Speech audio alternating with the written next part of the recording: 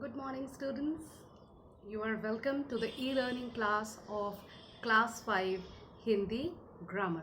आप लोगों का कक्षा 5वीं के व्याकरण के कक्षा में स्वागत है। आज हम व्याकरण का जो वर्ण विचार नामक आपका पाठ है उसका द्वितीयांश करने जा रहे हैं। आप लोगों को पता है कि हमने पिछले अंश में जाना था कि वर्ण किसे कहते हैं, वर्णमाला किसे कहते हैं, हिंदी में कौन कौन से वर्ण हैं और उनकी संख्या कितनी है।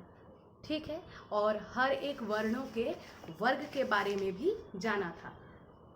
आज के पाठ में हम सबसे पहले शुरुआत करते हैं आपके जो किताब की पृष्ठ संख्या 15 है वहाँ से। यहाँ पर लिखा है, देखिए, कुछ अन्य वर्ण। ये कुछ अन्य वर्ण क्या है? अंग, अह, अड़, अढ़, औ, ज, फ, श्य, त्र, ज्ञ, श्र, ये सभी हिंदी वर्णमाला के अंग हैं। इन सभी वर्णों को आपने इस्तेमाल होते हुए ज़रूर देखा होगा, लेकिन आप लोगों को लगता होगा कि इनका असली प्लेस कौन सा है, क्योंकि इन वर्णमाला में अंग, अह तो हमको स्वर के साथ मिल जाता है, लेकिन अड़, अढ़ ये सब हमको मिलता नहीं है वर्णमाला के नॉर्मल स्ट्रक्चर में देखने के लिए। तो फिर इनका स्थान कहाँ है? इनका स्थान भी है और ये अन्य वर्ण के रूप में वर्णमाला के ही अभिन्न अंग हैं, अविच्छिन्न अंग हैं, और इनका इस्तेमाल बिल्कुल होता है। ठीक है, तो अंग और अह अयोगवाह कहलाते हैं। अंग और अह के लिए एक खास नाम दिया गया है, इनको अयोगवाह कहा जाता है। तो यदि आपसे पूछा जाए कि अयोगवाह कौन से वर्ण होते हैं, तो आपको लिखना होगा अंग तथा अह। ठीक है, आगे देखिए, ओ, ज, फ आगत ध्वनियाँ हैं। ये ओ, ज और फ, इनको बाहर किसी भाषा से लाया गया है। किस लिए लाया गया है? जिससे कि हम उन शब्दों को हमारे भाषा में स्थान दे पाएँ। To accommodate the English words and Urdu, Arabi, Farsi words in our language Hindi, we need these alphabets. ठीक है, समझ में आ गई बात? ओ, ज, फ आगत ध्वनियाँ हैं। ओ का प्रयोग अंग्रेजी के लिए होता है, जैसे कि डॉक्टर। आप लोग ड में आ की मात्रा लिखने के बाद ये तो अर्धचंद्र बिंदु का जो साइन देते हैं, इसको उच्चारण करना भूल जाते हैं। बहुत दफ़े लोग इसको डॉक्टर बोल देते हैं, लेकिन ये डॉक्टर नहीं है। बिल्कुल जो प्रोनाउंसिएशन इसका इंग्लिश में है वही प्रोनाउंसिएशन हम लोग हिंदी में भी इस्तेमाल करते हैं। ये है डॉक्टर। ठीक है, इसी तरह से ज, फ ये अरबी फारसी के शब्दों के लिए है, जैसे जहाज। ठीक है, उसके बाद फ से फारसी, जो फारसी शब्द है उसमें भी फ का इस्तेमाल है, तो फारसी। ठीक है, समझ में आ गई बात? इसके बाद है अड़ और अढ़।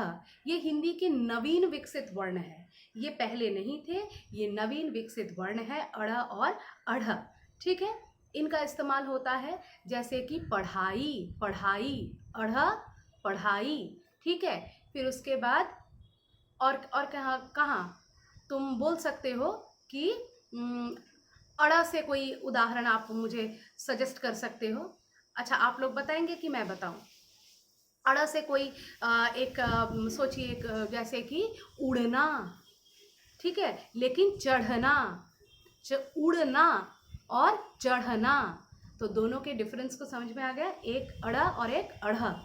इसके बाद क्या है? श्य, त्र, ज्ञ, श्र, ये क्या है? संयुक्त व्यंजन है। इनका जो फॉर्मेशन है ये और किसी दो या तीन जो मतलब व्यंजन है उनके मेल से बना है। जैसे कि श्य, श्य क के साथ प वाला श को जोड़कर श्य बना है। त्र, त के साथ र को जोड़कर बना है। ज्ञ, ज के साथ इय, जो हमारा पंचम वर्ण है, हाँ, हमारा जो च वर्ग का पंचम वर्ण है इय, उसको ज के साथ इय को जोड़कर बना है। और श्र, श के बाद जो शलगम वाला श है उसके साथ र को जोड़कर बना है। समझ में आ गई बात? ये हुआ अन्य वर्ण। अब हम पढ़ेंगे स्वर के बारे में। स्वरों का उच्चारण स्वतंत्र रूप से किया जाता है। स्वर का उच्चारण करने के लिए हमको किसी और के सहायता की आवश्यकता नहीं होती है। स्वर का उच्चारण हम स्वतंत्र रूप से करते हैं। इन्हें बोलते समय मुख से हवा जो है बिना किसी रुकावट के निकलती है। जो वर्ण स्वर वर्ण होते हैं उनके उच्चारण के वक्त मुख से जो हवा निकलती है वह स्वतंत्र रूप से निकलती है, किसी और वर्ण की सहायता के बिना ही निकलती है, तो इसीलिए वो स्वर कहलाते हैं। ठीक है। और इन्हें बोलते इनकी संख्या कितनी है? इनकी संख्या है 11। इसकी चर्चा हम अगले पाठ इस पाठ के अगले प्रकरण में ही कर चुके थे। ठीक है। इनकी संख्या है 11 और इनको बोलते समय मुख से हवा जो है बिना रुकावट के निकलती है तथा इनका उच्चारण स्वतंत्र रूप से बिना किसी की सहायता से होता है। समझ में आ गई? ये 2 तरह के होते हैं। ठीक है। ये 2 तरह से लिखे जाते हैं अपने मूल रूप में। एक तो ये अपने मूल रूप में लिखे जाते हैं और इसके अलावा क्या है, व्यंजनों की मात्रा के रूप में लिखे जाते हैं। एक तो स्वर को हम लोग मूल रूप से, जैसे कि आप लिख रहे हो आम, आम कैसे लिख रहे हैं? आ और म, तो हम आ का इस्तेमाल कर रहे हैं, तो यहाँ पर आ जो है ये क्या है? ये मूल रूप है। लेकिन जब हम बोल रहे हैं माला, तो म तो व्यंजन है, म तो स्वर नहीं है, लेकिन म के साथ आ की मात्रा जोड़ करके तब हम उसको जो है व्यंजनों की मात्रा के रूप में यूज़ कर रहे हैं। जैसे कि माला, उसमें ये एक व्यंजन म की और ल की मात्रा के रूप में आई है। लेकिन जब हम आम बोल रहे हैं, अमर बोल रहे हैं, तब क्या है कि इरादा, ईश्वर, यहाँ पर हम इसको मूल रूप में बोल रहे हैं और मात्रा के रूप में हम ऐसे बोल रहे हैं। और व्यंजन क्या है? ये स्वतंत्र रूप से उच्चारित नहीं होती है। ठीक है।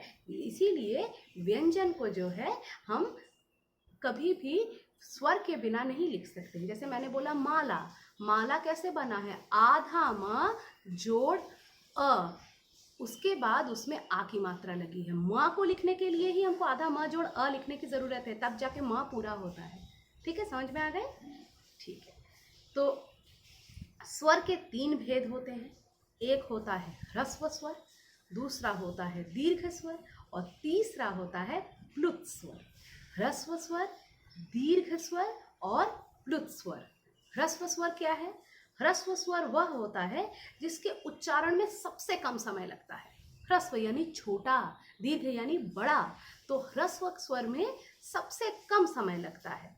ये 4 हैं, अ, ई, उ और री। अ, ई, उ और री। लेकिन आप जब दीर्घ स्वर पढ़ोगे तब आपको पता चलेगा कि इसमें कम समय कैसे लगता है।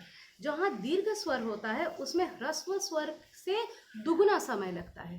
ह्रस्व स्वर बोलने में जो टाइम लगता है उससे डबल टाइम लगता है। जैसे अ, आ, ई, उ, ऊ। तो आप डिफरेंस समझ पा रहे हो? जब आ हो गया तो अ बोलने में यदि आपको 1 नैनो सेकेंड टाइम लगता है तो इसमें 1 सेकेंड लग जाता है आ बोलने में। ठीक है। तो ऐसे हम लोग उच्चारण करते हैं। ह्रस्व स्वर उसमें हमारे 4 हैं। दीर्घ स्वर इन्हीं का जो बड़ा स्वर है वही दीर्घ स्वर है। अ के लिए आ, ई के लिए ई, उ के लिए उ। लेकिन और भी कुछ है, जैसे कि ए ह्रस्व स्वर नहीं है। ए और ए दोनों ही जो है हमारे दीर्घ स्वर हैं। फिर ओ, औ, ये भी दीर्घ स्वर है। ठीक है। और प्लुत स्वर क्या है? प्लुत स्वर को हम एक उल्टे एस के तरह इसका एक सिंबल बनाते हैं। ये जो प्लुत स्वर है इससे हम क्या उच्चारण करते हैं? ओम।